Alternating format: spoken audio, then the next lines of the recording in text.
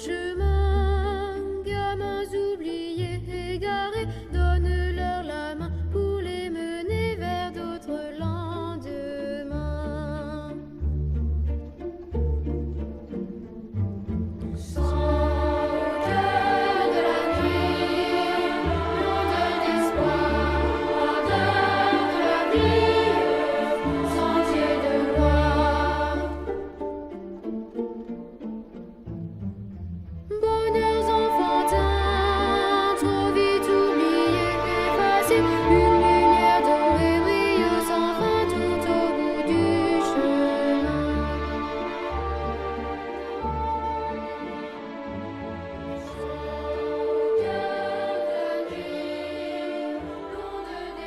El álbum.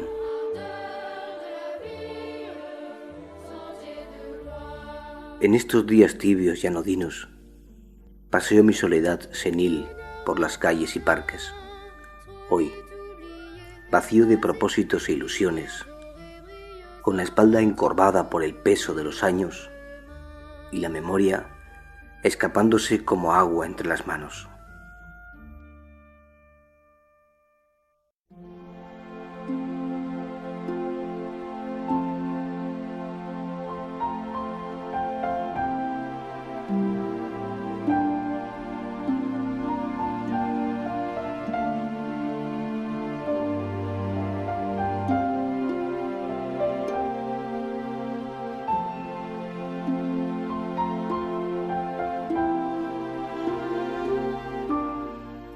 El mundo ha cambiado tanto desde entonces.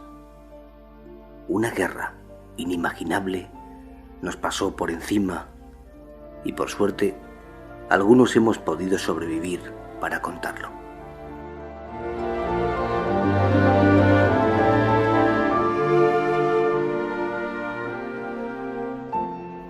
Desempolvé un viejo álbum de fotos y sentado en un banco del parque comencé a ver cada imagen.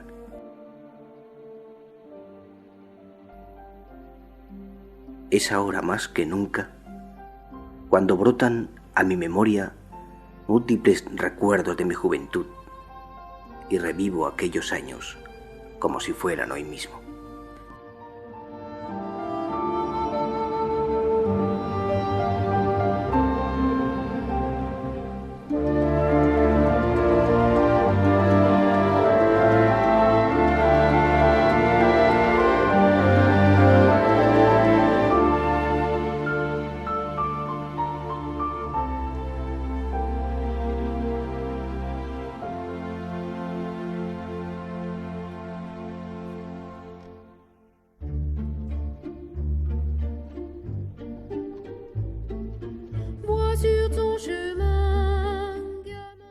En cada foto una historia, un pequeño y fútil tesoro que rescato del naufragio de mi pasado.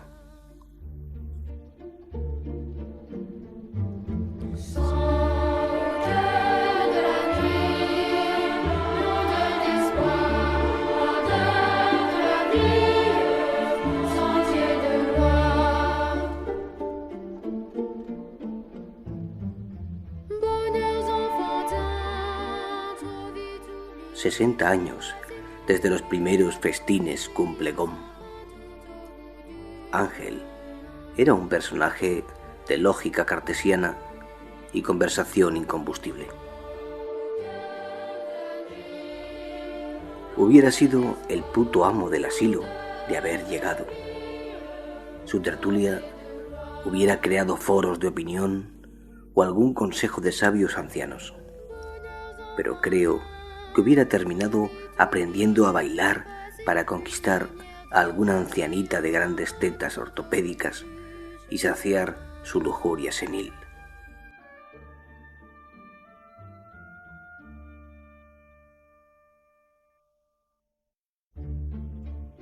O a jugar al dominó o a la petanca para integrarse, pues no encontraría yayo alguno que resistiera su denso discurso más de 2 horas seguidas.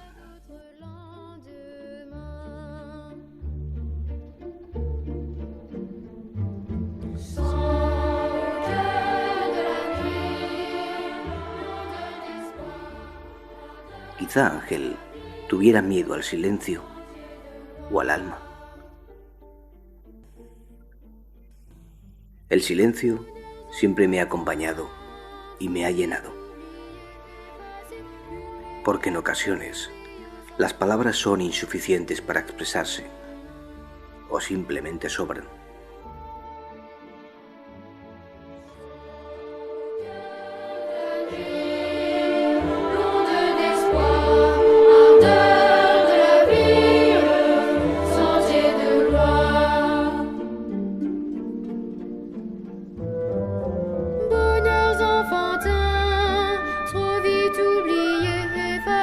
Une lumière dorée brille sans fin tout au bout du chemin.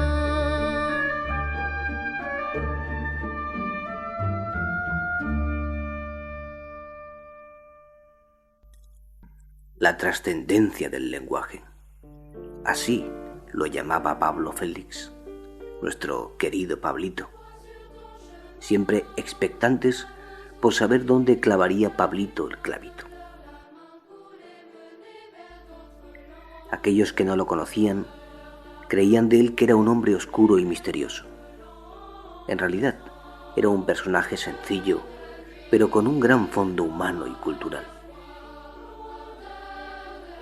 Yo siempre lo he visto como un gran hombre preso de sí, constreñido, atado a sus propios miedos irracionales.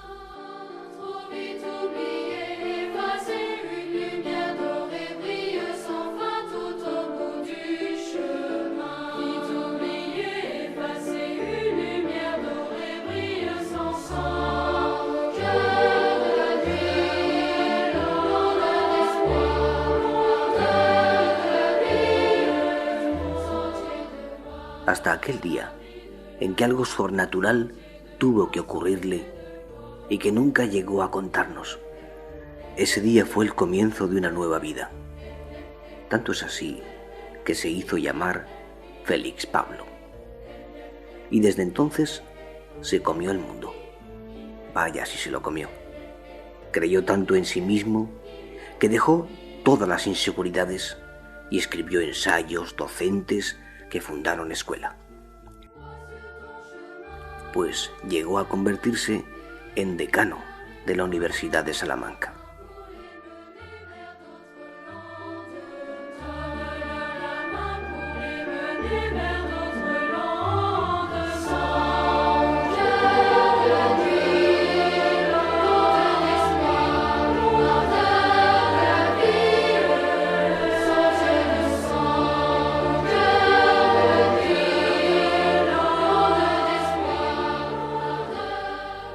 Una vida de profesor, intentando enseñar a alumnos que no quieren aprender.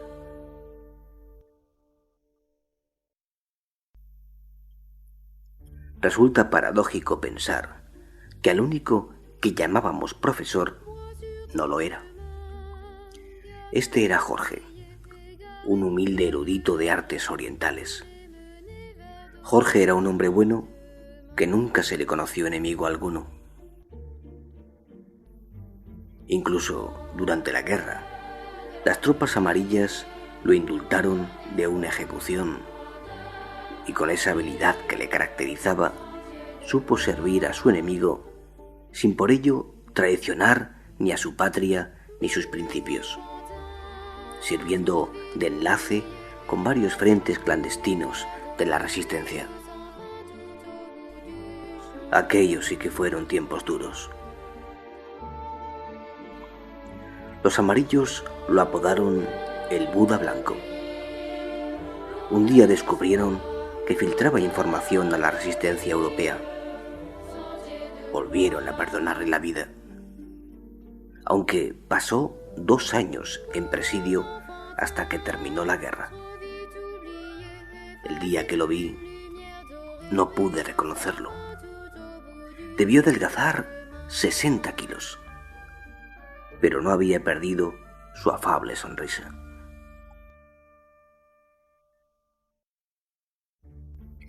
De tan flacucho que estaba, pasaron a llamarle Gandhi el Maño. y desde entonces, siempre arropado por sus prosélitos, no paró de dar conferencias, llegando a formar parte del incipiente Consejo de Sabios de Euroasia.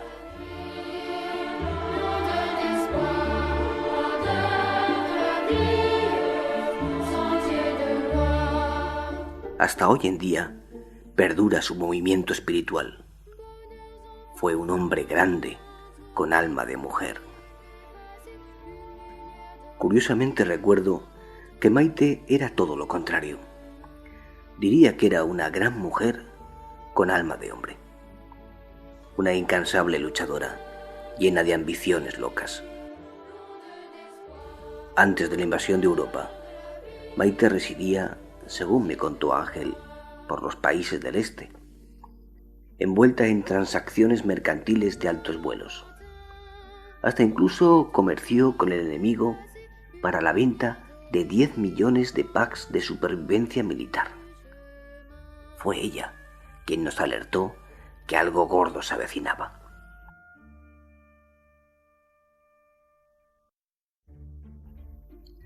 Nos aplastó brutalmente. Arrasó con casi todos. Y no fueron tanto los misiles como el caos en las ciudades por la falta de alimentos y de todo tipo de suministros, sobre todo la gasolina, el agua potable, la luz. Al perder el contacto con Ángel, lo perdí también con Maite.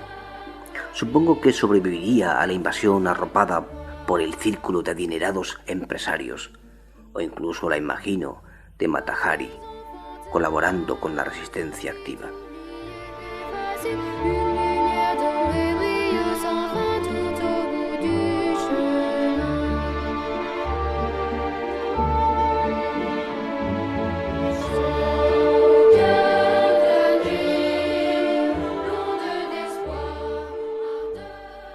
Pero si hubo alguien verdaderamente activo, ese fue, sin duda, Felipe. Siempre fue un hombrecillo anacrónico y singular. Todos lo ubicábamos en la época medieval, como un señor feudal con una caterva de vasallos, celebrando pantagruélicos banquetes e impartiendo su justicia arbitraria, inventando juegos, retos, cacerías cruentas o pequeñas escaramuzas para ampliar sus dominios. Tampoco faltarían bufones en su corte. Seguramente Louis hubiera sido el príncipe de los bufones.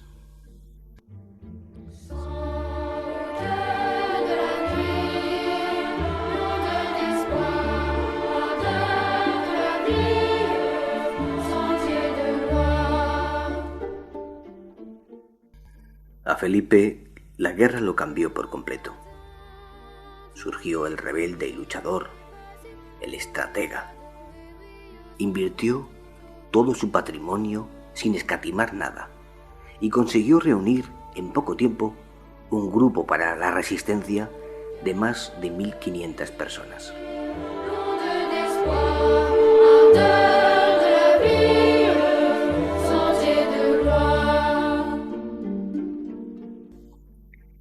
Sus heroicas misiones se hicieron populares.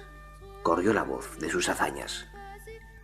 El ejército Hayán, como él quiso que se llamara, creció en número, formándose desde todas partes de Europa pequeños grupos bajo sus órdenes.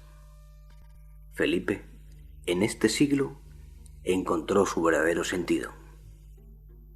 Conocido en la clandestinidad como el general Hayán, cuando se liberó Europa y de nuevo se volvió a formar el ejército europeo, fue condecorado por su heroísmo y propuesto como general de las tropas de la Cuarta Región Militar Española. Felipe denegó el cargo y a cambio aceptó una hermosa isla que el Estado le otorgó por sus servicios, a donde se trasladó con su guardia personal para pasar sus últimos días como él siempre quiso vivir.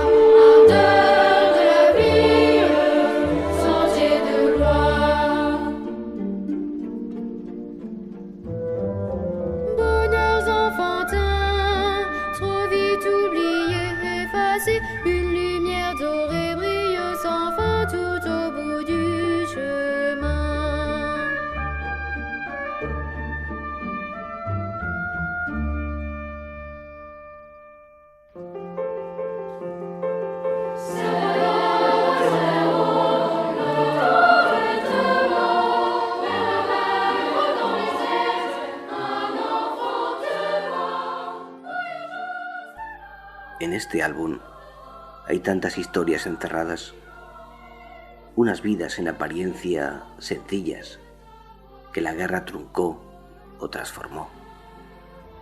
Recuerdos de juventud que en su día me parecieron intensos y ahora los veo como los años más dulces y serenos de nuestras vidas.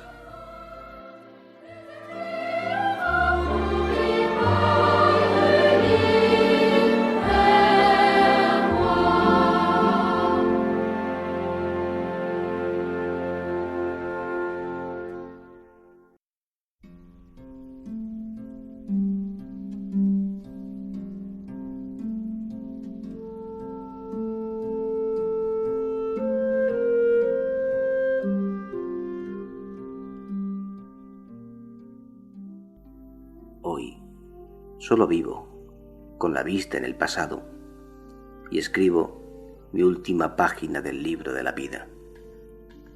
Fatigado de tantas ilusiones malogradas, de tantos avatares, de afrentas ignoradas.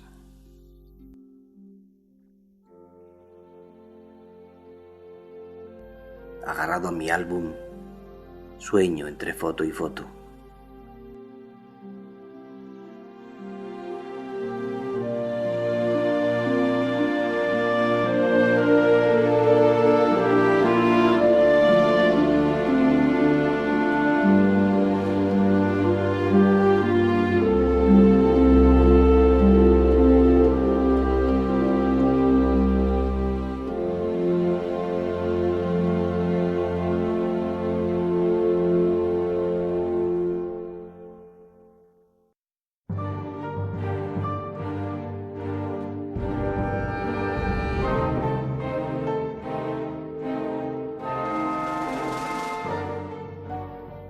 Y veo a Ángel allá a lo lejos, como un árbol, con las ramas colgando sobre el acantilado de las ciencias, en silencio, mirándonos. Y a Pablo, como una ardilla, nos enseña el secreto para inventar los saltos imposibles.